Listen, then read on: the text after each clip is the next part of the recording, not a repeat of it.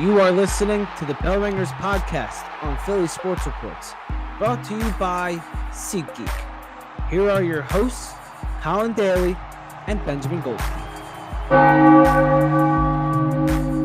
Hello, everyone. Welcome back to the Bell Ringers podcast. Colin Daly here alongside Benjamin Goldstein. The Phillies have been up and down all season. They started off on a heater, winning their first few games, hanging atop the NL East. Just a few weeks later, they are barely afloat above 500. We're 27 games in now. They've only managed to rack up 14 wins. Ben, what is your take on the season as a whole so far? Well, it was a great start. They were atop the league, and now they're 14-13. They were 500 for a few hours. They've lost 11 of their last 18 games, and it's not a good spot to be in. And, it's the offense has been brutal. I mean, hopefully Saturday's game will be able to turn it around a little bit. This bullpen has been horrible. There's not a lot of bright spots to look at on this Phillies team right now. Not a lot that excites you, and it feels lifeless. Yeah, it does. Now, the offense was struggling for a while. We did see on Saturday, they did start to pick it up a little bit, which was good, especially jumping on early, which we saw was a problem at the beginning of the season. Then they kind of flipped, and they were getting their runs early, then taking their foot off the pedal. They had that 6-run fourth inning, which obviously helps a bunch. Jesus Luzardo was excellent yesterday. He was that 6 innings he went, and he's always excellent. So that he is, 5 strikeouts. His command, he didn't have as great a control of strikes in as he usually does. He had 3 walks. Matt Strom struggled a little bit yesterday. We will talk about the bullpen a little bit because that has been quite the talking point this season. I'm getting deja vu with the bullpen till 2020, 2021, 2022, 2016, 2017, 2018, 2019. Pretty much every year except last year. The bullpen has been a huge issue. It's classic Philadelphia Phillies baseball. The bullpen stinks. The bullpen has never been valued with the Phillies organization, feels like. No, it hasn't. And we see the repercussions of that. All this hard work put in by the starting pitching by the offense does not take a lot for all that hard work to go by the wayside when the guys in the bullpen aren't doing their jobs. I mean, you're not scoring a lot of runs. Right, yeah. It's you need to have both. And if you're not going to have both, you need to have at least one. Right now, they've got neither. You're giving yourself half a chance. You've got one of those two things working. They're giving themselves no chances right now. So there's a point where I'm can't even feel bad for them. They're going out there and putting this work in and not having success because they're not going out there and doing their jobs. Or at least the right guys aren't going out there and doing their jobs. I mean, we've seen some of the guys at the bottom of the lineup have been hitting well. Johan Rojas is starting to turn it around a little bit. He hasn't been as hot recently, but Max Kepler, 3 for 5 yesterday, 2 RBIs, a home run. He's got his average up to 267, OPS to 764. But this is a game where you need all 9 guys firing on all cylinders. And it's really been those guys at the top of the lineup that aren't doing anything. Trey Turner's been horrible. Harper's been off to he got off to a good start and now has not been working great at bats. Castellanos kind of fallen off a little bit. Kyle Schwarber as well, not doing much. These guys that are getting paid the money, the stars in this lineup this lineup's really relying on those guys at the top. It was built like that in this offseason for some reason, is these stars are going to need to step up, which we just haven't seen them do over the past few seasons, especially when the lights are the brightest. And here not really early, but almost in May in 2025, they haven't done anything. I have seen no improvement to play from Trey Turner. Harper is looks kind of lifeless out there. Kyle Schwarber, he got off to a great start, but hasn't done much since. Castellanos has been changing up his plate approach a little bit, but still not much going right now. The stars are not starring, and it's killing this lineup. Yeah, for sure. I mean, we saw JT Realmuto has been struggling as well, and Alec JT, Bohm, I miss JT. He's been horrible. That dude, he's been the worst of them. That dude grounds into a double play every time I look at the screen. I look up, there's a runner on first, JT's up. I can put $100 on a double play, and it's going to hit almost every time. Him and Alec Bohm. And Bohm got off to a horrible start. He's at least hitting a little bit now. He had a 10-game hitting streak and ended on Friday. I don't know where you go. They're not getting extra base hits. They're not hitting home runs. They're living dying by it, and they are dying by not getting those power hits. And when they die by that, they die. And that has been the same since, I don't know, 2019. They live and die by the long ball. When they're hitting it, it's great. When they're not hitting it, this is what you get. You get horrible losses. They've been shut out 3 times already. It's getting too much. And it's a little unsettling. For sure. And it's really easy to get lost in some of this stuff too, because like you mentioned, they're not getting those power hits. And if you look at it, there are some misleading bright spots, right? Bryson Stott, his average is approaching 300. Nick Castellanos, he's hitting 283. Max Kepler has, been hovering around 270. And while those numbers are good, there's a difference between the home run and the single that's not reflected in the batting average. Which is why we don't really like using that stat anymore, right? Johan Rojas, 289 average, 673 OPS. Bryson Stott, 293, 789. If you go and look at the averages compared to the OPSs, it's very obvious they're not getting these power hits. That's how this lineup was built. It's centered around Bryce Harper, Kyle Schwarber, Nick Castellanos, and Trey Turner for a reason. They're 2 through 5 for a reason. Because they need to be surrounded by the guys who are going to get those base hits. And those guys are doing that. Kepler, Rojas, Stott, they're getting that done. It's the guys who are supposed to come up with the power hits who are coming up empty. Or, I hate to say it, but with the spot they're in, keeping the train moving with a single isn't going to do anything if the guys behind you aren't going to keep up that momentum like you'd expect them to. And doesn't seem to be happening, and I don't know when it's going to happen. Phillies team slugging percentage is .378, which ranks 21st in the MLB. Only ones behind them are the Brewers, the Rangers, the Twins, Rockies, Blue Jays, Astros, Pirates, White Sox, Royals. Teams that don't really hit home runs. I was going to say, when you think of those teams, there's not really any immediate star power that comes to mind. I mean, the Astros are there, but Texas. Yeah, even so, I don't know. They don't have guys like Harper, Schwarber, Castellanos, and Turner in their lineups. So it's a problem. There's a lot of problems on this offense, and I don't it's just like when you live and die by the long ball. It's like the basketball. You live and die by the 3. A lot of teams do this in the NBA now. You live and die by the 3. You shoot a bunch, and you miss them, you're going to lose the game. But if you have a hot shooting night, you're going to win. The Phillies do that every single night. 162 games a year. They go in with the mindset that we're going to hit home runs, we're going to win a game.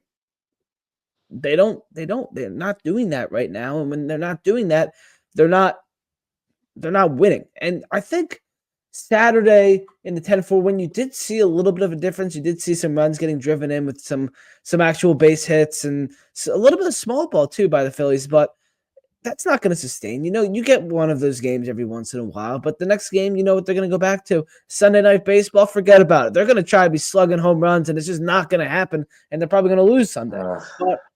But they've lost 11 of the last 18 for a reason, and a lot of it relies on the offense because the bullpen can come in and blow a lead. That stinks. But they're blowing it because the offense isn't giving the starter enough run support. And all of Aaron Nola's starts, I think the most runs he's gotten is 2, and he's 0-5. Hopefully that changes Sunday, but you can't blame it all on Nola when the guy is getting a run or 2, if that, when he's out there. It stinks. And same thing with Wheeler too. He's getting no run support. Luzardo finally got some run support. He seems to be getting a little bit of it though. Christopher Sanchez gets no run support. Taijuan Walker just kind of stinks now, which is unfortunate. But expected. It's a tough spot to be in for the Phillies. And I don't know how it gets better because when you have the same lineup 3 years in a row, how are you going to expect any changes? And that's where we're at right now. Yeah, and that brings us away. We've covered our lineup and our offensive struggles. Let's talk about that now because that is there's no good in us sitting here in hindsight and, vomiting up all the changes the Phillies should have made in the offseason. Go back and watch. We had plenty of pods in the offseason where we talked about all the guys we were skeptical of. And if I remember who we were talking about, Alec Boehm, Taijuan Walker, I feel like our evaluations are looking pretty strong right now. Yeah, I think And like I said, my big two on offense were Boehm and Marsh because they're both young-ish and they have value. Phillies, for some reason, didn't want to move either of them. I mean, they were getting calls for Boehm, but then the Phillies come out that they're not shopping Boehm when they're the ones that are allegedly making some trades with Boehm and getting declined. So I don't know, but I've been preaching it all off season. You've been riding the train. Like when you don't change anything, the product is going to be the same, and the product is the exact same for the third year in a row because it's the same core. Trey Turner, Bryce Harper, Kyle Schwarber, Nick Castellanos, JT Realmuto, old aging players that when one of them is hot, the rest of them are hot, and when one of them is cold, everybody's cold. I don't know what kind of will they're like praying around, but they seem to be the same in the same mindset all the time. And it's really strange. Like it seems like one moment the entire team is hot, all of them are hitting, and it's great. But when they're not all hitting, like right now, none of them can put bat to ball. And it really feels like if one of them fell out of a boat, none of them would be able to touch water. It's like it is very bizarre how that happens. And it's happening again, and it's been going on for the last couple weeks. And that's why they've lost 11 of their last 18 and are barely above 500. When you bring back the same guys and they all stink at the same time, you get this. And we've seen this so many times. The last time I remember them all being hot at the same time was like August of 2023 when they hit like 50 home runs in that insane month. And they still lost a bunch of ball games. It stinks right now. It flat out stinks. And who do you point the finger at? Well, I'm pointing my finger very direct. Of course, the players, but also the front office, because when nothing changes, what are you going to expect? right. And back to what you mentioned about the trade. We've now brought up multiple names, right? We started with Bowman Walker. Then you brought Brandon Marsh into the mix. I know people in the offseason were talking about Stott. They were talking about Castellanos, which I didn't think made a ton of sense considering it's his last year here. But with as good as he's been in the past, you could get a decent return to a team that's looking to contend for the title this year. They'll take all they can get. If this is their year, they're going to make a push. But we were never asking for them to clean the house. We were asking one move, maybe two. I really think just one move to reset the expectations. Because trading someone away doesn't only impact that guy, it impacts every other person that he's in the clubhouse with. It's like that wake-up call, like, hey, if you don't perform, you don't come through, you're not going to have a spot on this team anymore. That's like the mindset these guys need to have. They're every day they go out there, they're still trying to earn something. And if they don't do their job, they're going to have to re-earn that spot. And this is the first year in a while where we've kind of come into spring training. And I think we talked about this on one of our podcasts at the beginning of the season. We didn't really have any big position battles this year. So there hasn't been any real motivation to win out a spot. Because the spots were given out. It's like the free samples at Costco. Now we need them to actually go buy the product. They're not doing that. No, they're not doing it. Yeah. And I don't think it's keep the analogy going. If they've only gotten the free samples, what's going to go make them get the big thing if the little thing was so easy to get? So they're going to keep on getting the free sample. If we're just going to keep on offering it. I don't know where you go. And, no, I don't either. I don't think there's a quick turnaround for this. No, there's not. Everyone wants to move in April. No. There's no value in making a big splash this early in the season. There's nothing you can do this early in the season because nobody's interested in doing anything this early in the season. And what you should have done is you should have done things in the offseason. That's why it exists. Yeah. They didn't do that. So, yeah, hopefully this 10-4 win was a kind of a good wake up, a good reset for this offense. It probably won't be though, because whenever they score a bunch of runs, they come back the next night and don't do anything. So that's probably what I would expect on Sunday. Yeah, But it was good to see at least a little bit of life. this is true. Yeah. But the bullpen also doesn't have life. But before we talk about the bullpen, let's talk about SeatGeek, who is the GOAT of tickets. Of course, the Phillies stink right now, but it's always still fun to go to a game. Can't pass that up. If you go to SeatGeek, download the SeatGeek app. Click on whatever you want. They got sports, they got concerts, they got comedy, they got everything on there. If you want to go to a horse racing competition, you can buy those tickets on SeatGeek. I know Colin has interest. Oh yeah, I bet on him. All right, download SeatGeek. Yeah. If you go in, purchase your tickets. There is a promo code option. If you put in the code Phillies Sports Report, you save $20 off your first SeatGeek purchase. PHILLYSPORTSREPORT. Colin, what are you doing with the last S? Hold the S. Throw it out like the Phillies bats. Put them in the same trash can. Like when Alec Boehm strikes out, he spikes that bat. Spike the S on the ground. Philly Sports Report, link in the description of the podcast. Thank you to SeatGeek for sponsoring the Bell Ringers podcast. So make sure you go do that. Sure. All right. I think the time's come, Ben. What do you guys to talk about? My biggest problem with the bullpen is how the lack of high leverage guys. I trust two guys in this bullpen, and both of them are left-handed. Matt Strahm and Jose Alvarado. And Matt Strahm was horrible on Saturday. So I hardly trust him. Now I feel like I only trust Alvarado. Romano came onto this team to be a high leverage guy. He has been horrible. Orion Kirkring seems to always throw a bad pitch when he's out there. And it always ends up in a home run. Who else is there? Joe Ross. Jose Ruiz. Tanner Banks. No, the Phillies have so many guys that they can use to mop up innings and to just get through a game.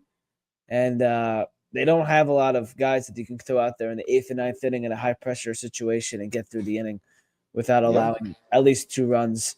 And if it feels like Rob Thompson keeps throwing him out there in some situations, but he also doesn't really have a choice, which once again goes on the roster construction and goes up to the president of baseball operations, Dave Dombrowski, who didn't really address his bullpen. You lose Jeff Hoffman and Carlos Estevez, and you replace them with Joe Ross and Jordan Romano.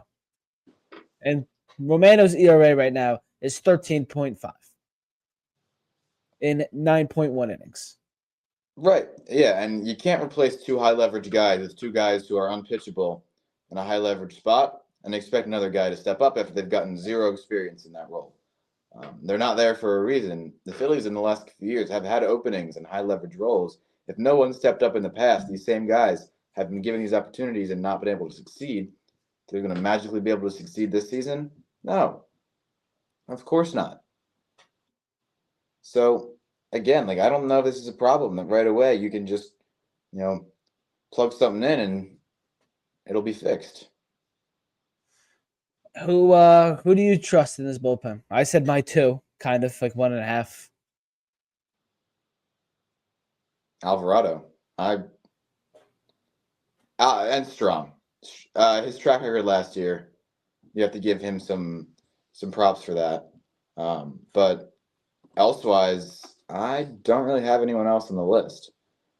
So 2 guys in a 12-person bullpen. Yeah, and you know what? You can't pitch the same 2 guys every day. Eventually, they're going to get tired. I mean, Tanner Banks has been okay, but he's got 4 earned runs in his last 7 2/3 innings. So he's allowed runs in both of his most recent appearances. So yeah, he was a guy you could go to earlier in the season, but He's not trending in the right direction. But what is? So Yeah, it feels like when the Phillies are losing, they go to the same three guys: Jordan Romano, Tanner Banks, Carlos Hernandez is also in there with guys they go to when they're losing. Joe Ross they go to, and Jose Ruiz. I don't think Carlos Hernandez will be in this bullpen when Ranger Suarez gets activated. He's starting on Sunday in Lehigh Valley, and he should be coming up after that. I believe they will kick out Carlos Hernandez and put Tylan Walker into this bullpen. And I would love if you could try Walker in some high leverage spots, see how that goes, see if he can do something, except his first few innings are typically not great. So. Yeah, I mean, maybe if you have that, go out there with the mindset that you need to give one really solid inning, that could change things. But yeah, I don't know. It's entirely possible that he's just you gotta try it. But like when I look at the minor leagues and guys you can kind of flip flop, I don't see anybody. You come up empty, I know. Yeah, I was thinking Griff McGarry. Maybe you can try in the bullpen. Maybe you can try Mick Abel in this bullpen. That's what I was thinking. If I would go anyone, I was thinking Abel because he has been lights out this year. Yeah, I mean the 7 ERA last year still scares me. But yeah, you have to try something because this bullpen. I'm gonna pull up the bullpen ERA because I don't know it off the top of my head. Let's see. Last I looked, it was like 4.4 something. See all bullpen ERA. I'm at 5.46. Oh well, I mean that was a while ago. I looked. That's the second worst. You know what? Bring up Abel. Seriously, bring him up. Because these aren't long-term solutions, right? It's April, and we're already seeing these struggles. So these guys aren't good. I mean, I don't think they're going to magically turn it around. A lot of these guys out here have never really been that great. Hernandez, never really been that great. Banks, never really been that great. Joe Ross, never really been that great. But you have the opportunity to take a risk right now. Go bring up Abel and see what happens. There is no potential situation where that move completely backfires and ruins your season. Because if he's not good, he goes right back down. And if he's good, then you might have gotten one of your long-term solutions to solve what should be a short-term problem. But they have to do it now. They can't wait until August and September when games really start getting competitive to take that kind of a risk. And like I said, if he comes up now and struggles, then he goes back down. If he comes up now and does well, then you have a solid bullpen picture for the rest of the season. I think that's invaluable. Like, you have to go after that. Phillies have 7 blown saves already on 14 opportunities. Oh, God, that's bad. 50. That's a 50% completion percentage. 50% on a test is an F. As I've learned in chemistry this year. But this isn't good. And the lack of high leverage guys, I mean, you got Jordan Romano out there in the 9th inning against the New York Mets, or in the 10th inning, actually. What were you expecting? But nobody else was available. Yeah. You run out of guys at some points, and when you have a starter, it's very rare where the Philly starters don't go at least 6 innings. But you use up a bullpen, especially when guys are not pitching well. You have to use more and more guys in the latter innings, and you run out of guys. The Phillies don't have a lockdown guy in the middle innings. No, God no. They have to go to Joe Ross all the time, who was supposed to be the long man on this team and is now turned into a middle reliever. Yeah, with his 4.5 ERA. Yeah. It's a lot of problems right now, and there's ways to fix it. But do you have confidence in them doing that? We've never seen Dave Dombrowski make a big move in the middle of a season. No, I don't. I come off empty. And I think he will too. Will it get better? That's my last point on my list. Will it get better? No, probably. Like this can't continue all year. They're gonna have to heat up eventually. But I Right. hate Yeah. hearing. I hate hearing when the weather gets warmer, they'll be better. Oh Because my God, my high school what coach is has the been weather saying that like this in year. It's October, ladies and painful. gentlemen? What is it like in October? It is like it is in the spring. It is a little chilly with a little bit of a breeze in the air. It's still kind of warm, but not really. Especially in those last weeks of late October, early November, it is cold. And if you're not going to perform in April, how do I believe you're going to perform in October? They haven't been doing that the last 2 years. So No, yeah. I hate that argument. So if No, anybody says that to me, no, you have no idea. I the mean, only one I can see is Aaron Nola because he is like, since his inception, he's been horrible to cold. So, well, plus we're acting like we haven't been out here playing games in Atlanta, in St. Louis, where we sure. lost 2 of 3. Yeah, it's pretty toasty there. So I think if we didn't pick it up there, we're not going to pick it up here. St. Louis is going to be cold. I don't know. I feel like I looked at the weather when they were there and it was warm. Should we Google? We're going to Google it. St. Louis. Chicago, it was really cold the other day. I think Friday was like 30. Yeah. Don't they put? I feel like they used to put that in the box score. I could totally be making that up. They should. It's a big part of the game, apparently. That they should put the shadow UV as well. Yeah, it was 55 degrees. I think you'll be okay. That's a little cold. I wear shorts when it's 55. 55, you wear shorts? That's my threshold. I ask Alexa every morning. I think I'm 60 is my line. Okay. That's fair. But like if it's like 56 in the morning, but it's gonna end up at like 66, I'll wear the shorts in the morning. I'll just be cold and I can bear through that. Yeah. Well, Saturday was 60 and sunny when they played St. Louis. They did win that one. And then Sunday there you they go. lost. That Friday game where they got shut out, I think it was pretty cold. They lost on Sunday. It was 73 and sunny. And they lost? And they lost. Didn't even score a run. 7-zip. They got shut out by Matt Liberto. In Chicago at 7 o'clock, it's going to be 59 degrees and sunny. And that's going to be in the high 50s throughout the evening. So pencil in a loss because if it's they got my short threshold of 60 degrees if they decide to hit or not. So yeah, the hitting stinks and the bullpen stinks.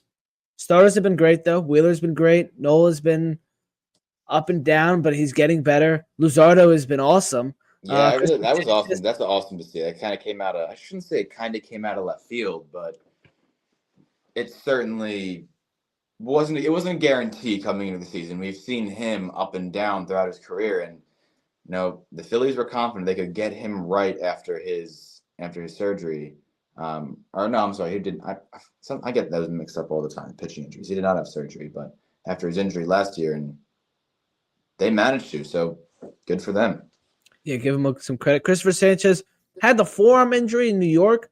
Should be fine. Really dodged the bullet there. You hear left forearm with a left-handed pitcher, and you get scared because my mind immediately went, this dude's going to be out for a year and a half. But nope, it sounds like he's good.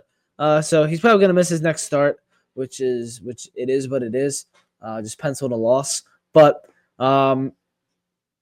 he sounds like he dodged the bullet. So that's going to be good. He has not been put on the IL yet. So I'm expecting no IL stint as well. And Taijuan Walker started out great. We haven't had a pod all season, so we're kind of recapping a little bit. Yeah. Taijuan Walker has been he got off to a great start, has been bad, was really bad. 3 innings, 85 pitches in Chicago on Friday.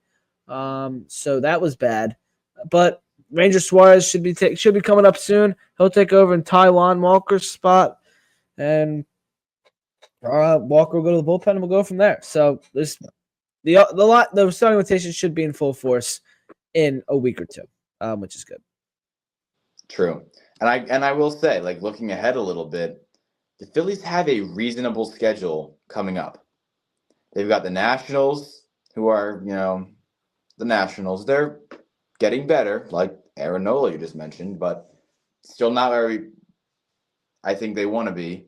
The Diamondbacks and the Rays are both, I believe, like a roughly 500 team. Guardians will be a good series, and then they go face the Cardinals, the Pirates, the Rockies, and the A's all in a row. Like that's going to have to be this period of at least in the first half of the season where they're going to have to pull ahead, because when they get into June, the schedule's going to start getting a little bit more real.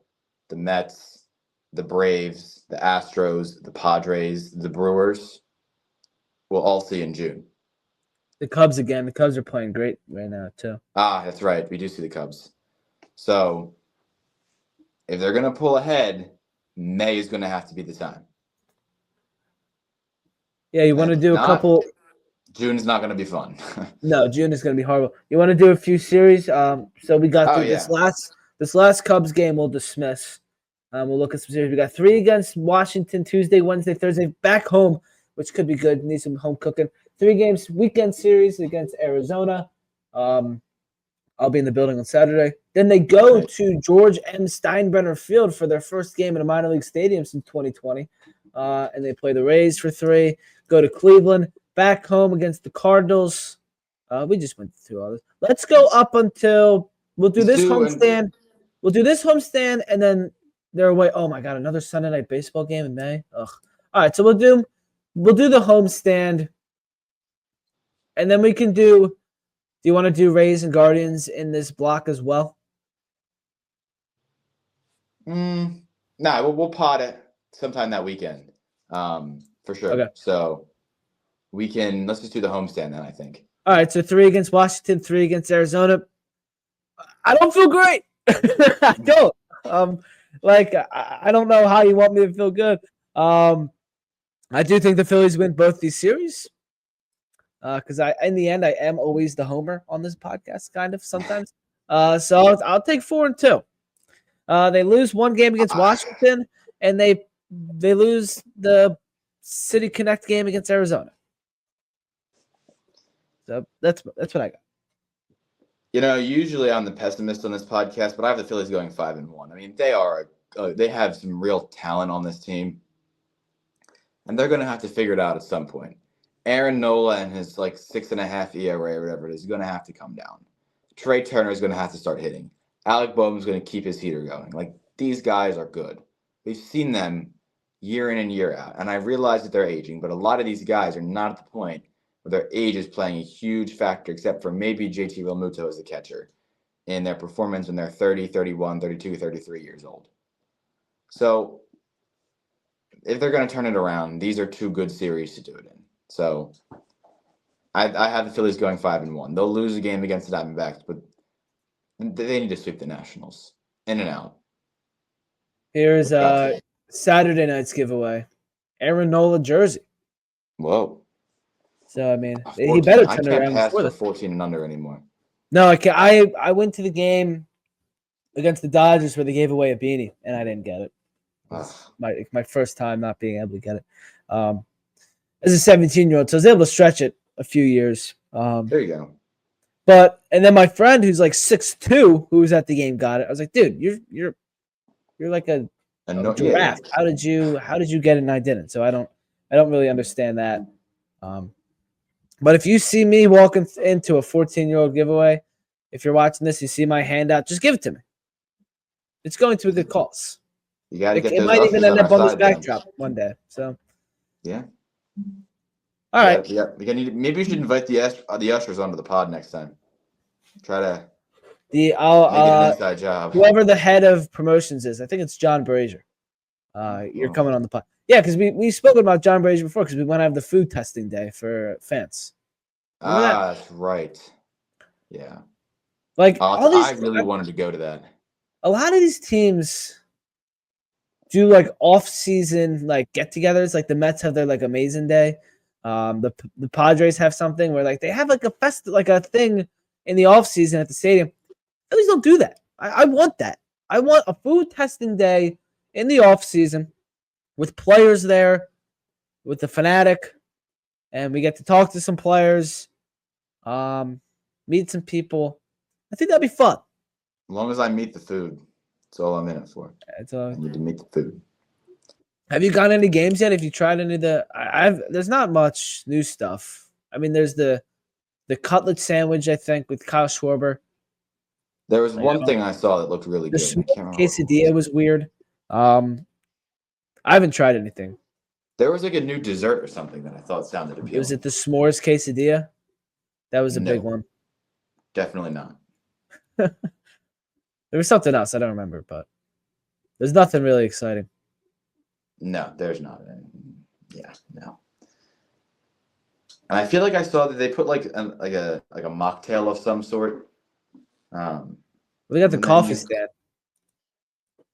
Oh, I saw that. Yeah, they got the coffee stand there now, which is smart. Coffee guy, I could give that a try.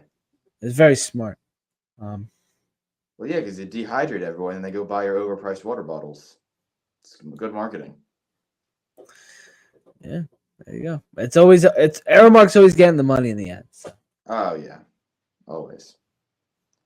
All right, any closing corporate talk, Ben? Any closing remarks? I hope they turn it around. And there's no time better than the present, like we just said. No time better than the present. All right. Thank you for watching and listening to the Bell Ringers podcast. We'll be back hopefully in a little bit. Long off way. We were off for a little bit. We're both got a lot going on right now. So it's a busy time of the year for a high school student. So thank you all for watching and listening. But for the time being, hopefully, go Phillies. Go Phils. This has been the Bell Ringers podcast on Philly Sports Reports, brought to you by SeatGeek. If you haven't already, please subscribe to Philly Sports Reports wherever you get your podcasts and on YouTube. Follow the podcast on X and PSR on all social media. Also, consider leaving a review. Catch Colin and Benjamin's writing on phillysportsreports.com, along with following both on X. Thank you to SeatGeek for sponsoring the show.